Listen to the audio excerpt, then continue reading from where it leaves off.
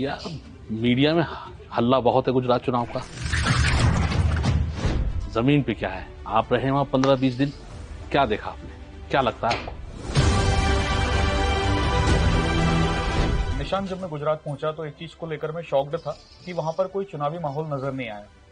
मैं अहमदाबाद गया था, अहमदाबाद से वडनगर गया। बहुत शोर मच रहा है। हाँ, टीवी में शोर मच रहा है, लेकिन जब ग्राउंड पर हम गए तो वहां पर कोई चुनावी माहौल दिखा नहीं मुझे। ना कोई होर्डिंग्स दिखे, ना कोई रैली दिखी, ना कुछ रोड शो दिखा। 27 साल का असर है। हो सकता है 27 साल का असर हो, एंटी इनकम्बेंसी। दो चीजें समझ में आ रही हैं। एक तो एंटी इनकम्बेंसी का फैक्टर है, दूसरा फैक्टर कि लोगों में वोट डालने को लेके कोई उत्साह नहीं दिखा। आमतौर पर तो ऐसा होता है, जब ऐसा सोचते हैं तो पलटने की सोचते हैं। हाँ, तो क्या पलट रहा है कुछ मामला? ये ऐसा होता है कि एंटी इनकम्बेंसी जब रहती है तब गवर्नमेंट के हारने के चांस ज्यादा रहते हैं। लेकिन अभी जितने भी एग्जिट पोल आए वो रियलिटी से तो दूर लग रहे हैं, लेकिन ऐसा लग रहा है कि बीजेपी सत्ता में रहेगी।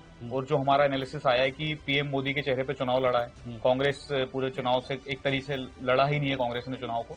तो बीजेपी और इस बार सरकार के खिलाफ कोई बड़ा आंदोलन नहीं था। मतलब आप ये कहना चाह रहे हो कि कांग्रेस ने तश्तरी रख के जीत दे दी बीजेपी को? हाँ, कांग्रेस ने एक तरीके से आम आदमी पार्टी को लड़ने के लिए रास्ता बनाया है। जब मैं वहां घूमा तो मुझे क्या स्ट्रेटेजी है? क्या कांग्रेस हारना चाहती है क्या?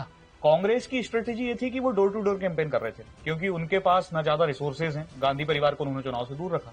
रिसोर्सेज की बात कर रहे हैं आप, कंटेनर्स की लाइन लगा के केरल से लेके श्रीनगर तक यात्रा निकल रही है, वो कहां से आए रिसोर्स? यही निशांत में शॉक्ड हुआ कि एक तरफ आप भारत जोड़ो यात्रा निकाल रहे हैं, लेकिन उसको आप गुजरात में लेकर नहीं आते हैं। राहुल गांधी बड़ी मुश्किल से एक सभा करने आते हैं, गांधी परिवार पूरा चुनाव से दूर रहता है। जब कांग्रेस के लीडर से बात होती है तो वो ये बोल रहे हैं कि हम डोर टू डोर कैंपेन कर रहे हैं, हमने स्ट्रेटेजी बदल दी है। ये स्ट्रेटेजी है या राहुल फैक्टर है? हो सकता है कि कांग्रेस इस चुनाव को राहुल बनाम मोदी नहीं करना चाहती। नहीं, आपकी बात तो एकदम उल्टी है। पिछली बार राहुल ने जोर लगाया तो कांग्रेस ने 2002 के बाद सबसे बेस्ट परफॉर्मेंस दिया। नहीं निशांत, और अब आप कह रहे हैं कि राहुल को बनाम मोदी करना नहीं चाहती कांग्रेस। एक चीज तो ये स्ट्रेटेजी है या आत्महत्या स्ट्रेटेजी है? एक चीज आपको याद दिलाना चाहूंगा, 2016 में 3 बड़े आंदोलन थे। एक ऊना का हिंसा थी, दूसरा एक दलित आंदोलन चल रहा था, और पटेल आरक्षण का आंदोलन चल रहा था। ये तीनों आंदोलन इतने बड़े थे कि इन्होंने सत्ता के खिलाफ एक लहर पैदा कर दी थी। मतलब पटेल अब आपका कहना है पटेल अब बीजेपी से खुश है?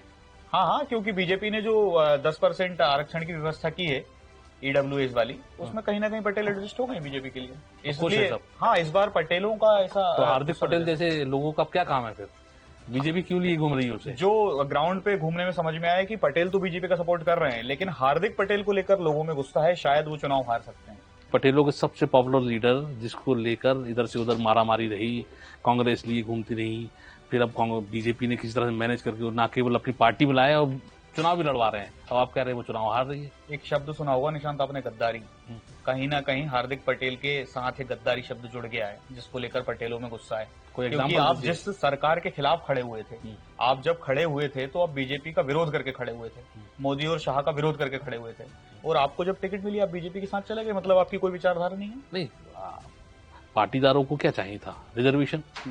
वो आप कह रहे हैं कि बीजेपी ने 10% में सेटल कर दिया उन्हें, तो फिर क्या हार्दिक की वो रहेगी जिसमें? यही तो बात है कि हार्दिक उस पूरे मूवमेंट को लेकर खड़ा हुआ था, लेकिन हार्दिक पटेलों का बड़ा नेता नहीं है वहां पर। माना कांग्रेस जो है, आप जो एग्जिट पोल बता रहे हैं, कांग्रेस जो है दूसरे नंबर पे आ रही है, लेकिन आम आदमी पार्टी का क्या है? आपका क्या मानना है आम आदमी पार्टी को लेकर? आम आदमी पार्टी, मुझे जो लगता है कि जितना टीवी पे दिखाया गया था उतना उनका संगठन अभी गुजरात में रेडी नहीं था इस बार। अरे संगठन छोड़िए, बिजली मुफ्त नहीं चाहिए क्या पब्लिक को? स्कूल मुफ्त नहीं चाहिए? दिल्ली मॉडल क्या हुआ? केजरीवाल का जो प्रचार तंत्र उसका क्या हुआ?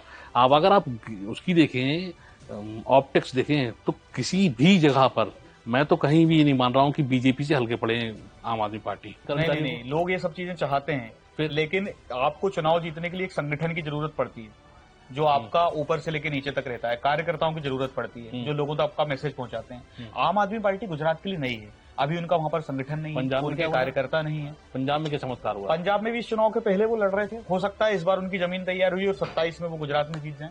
तो कांग्रेस से क्या हुआ?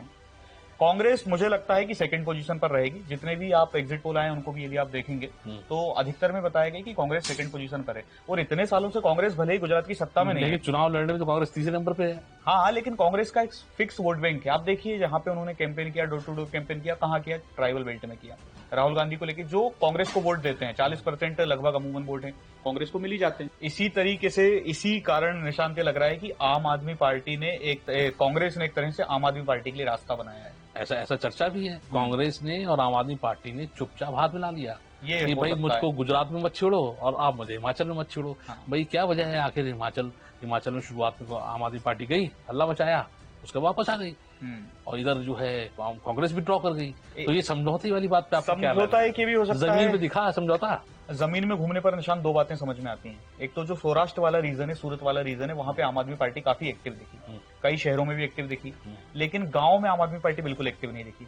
गांव में कांग्रेस एक्टिव है, सालों से गांव के जो वोट हैं गुजरात में वो कांग्रेस को मिलते रहे हैं।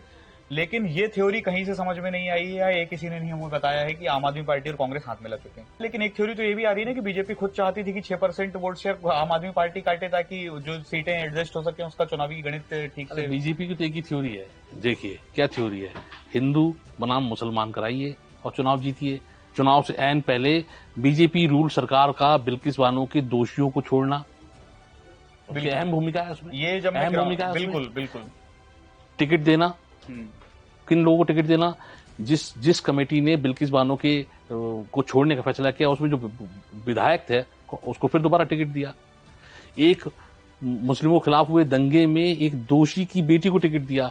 तो बीजेपी, क्या आपको नहीं लगता है बीजेपी साइलेंट मोड में फिर दोबारा से हिंदू मुसलमान कराया है इसमें? नहीं बिल्कुल। बाकी सारे फैक्टर्स खत्म हो गए। जब मैं गुजरात में ग्राउंड पर गया था, तो जब मैं द्वारिका गया, मुझे वहां पता चला कि बेट द्वारिका में अतिक्रमण ढाया गया है। जब मैं बेट द्वारिका पहुंचा तो पता चला कि मस्जिद और मज़ारें तोड़ी गई हैं। तो अतिक्रमण 80% से ज्यादा मुस्लिम रहते हैं। हालांकि आरएसएस के एक नेता ने मुझे बोला कि नेशनल सिक्योरिटी के लिए इशू बन गए थे और अवैध थे। तो आपको जमीन पे क्या नजर आया, वो अतिक्रमण था या मजार और मस्जिद थी? वो अतिक्रमण तो था, लेकिन उससे जो ध्रुवीकरण हुआ है उसका असर भी मुझे ग्राउंड पर देखा। जब मैं गोधरा पहुंचा तो मुसलमानों ने मुझे ये बोला कि बिल्किस केस के दोषियों की जो रिहाई हुई है वो सही नहीं हुई, लेकिन हम ये बोलेंगे नहीं क्योंकि इससे हिंदू एकजुट हो जाएंगे। तो आप ये खबर में मत लिखिएगा।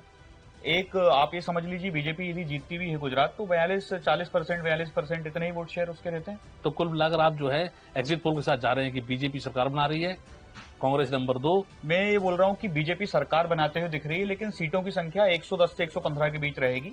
इससे ज्यादा बीजेपी नहीं जा पाएगी। मेरा कैलकुलेशन आप सुन लीजिए, मेरा कैलकुलेशन ये है कि बीजेपी मार्जिनली जीत रही है, दूसरे नंबर पर जो है आम आदमी पार्टी रहेगी और कांग्रेस तीसरे नंबर पर रहेगी। हो सकता है, लेकिन मुझे नहीं लगता कि आम आदमी पार्टी दूसरे नंबर पर स्थान बना पाएगी। हालांकि वोट शेयर जरूर ले सकती है। यदि वो 6% वोट शेयर ले सकती है तो नेशनल पार्टी भी बन जाएगी। ठीक है, देखते हैं, वो कल बताएगा। शेयर एंड डाउनलोड करो दिव्य भास्कर ऐप।